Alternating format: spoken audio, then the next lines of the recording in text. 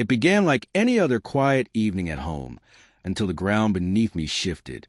Dinner was done, and I was absent-mindedly scrolling through emails when Melissa, my wife of 7 years, stepped into the dining room.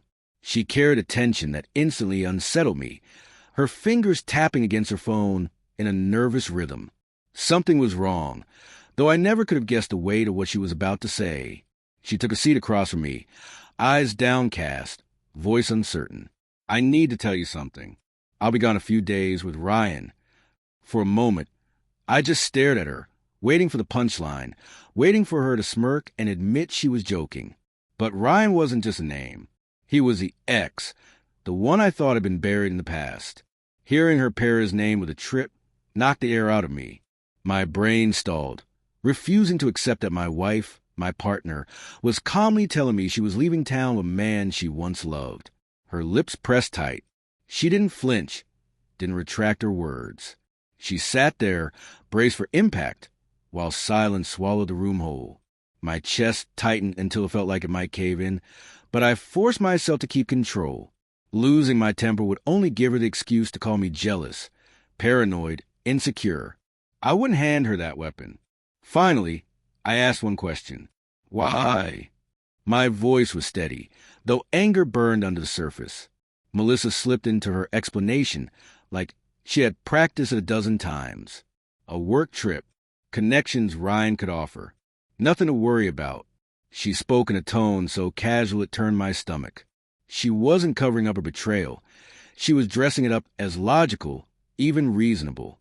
That's when I realized this wasn't carelessness. This was arrogance. As she spoke, I noticed her eyes. She kept sneaking glances at me, waiting. She wanted a reaction. She wanted me to shout, to plead, to lose control so she could flip it back on me. She wanted the story to end with me cast as a jealous, controlling husband. But I didn't bite. I let her say her piece. I nodded faintly, giving nothing away. When her words finally ran out, silence returned, heavier than before. That's when I leaned back, looked her in the eye, and said just 2 words. "Don't worry." Her face shifted instantly. She blinked, startled, her mouth parting like she had misheard me. She had expected rage, tears begging, but instead, all she got was calm. A calm so sharp it rattled her far more than any outburst could have.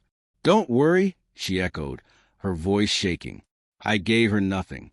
No explanation, no rise in tone.